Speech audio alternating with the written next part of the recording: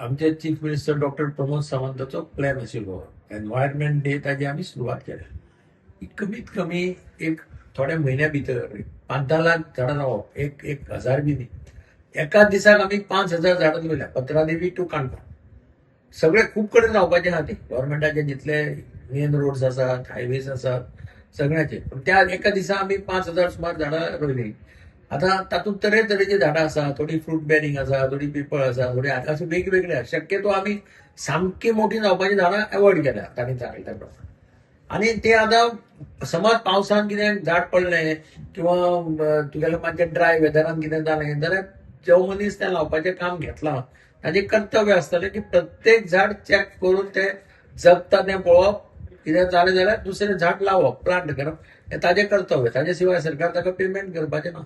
तें सगळें व्हेरीफाय करूनच पेमेंट करतलें. आणि थोडी नॅचरली झाडां जी आता आयल्यात सायडीन हायवेचेर आसात, ब्रिजाचेर असतात. ना समज तांचेच समज ऑफस्प्रिंग कितें जर आयलां तर ते काडून दुसरे कडेन लायले वतले.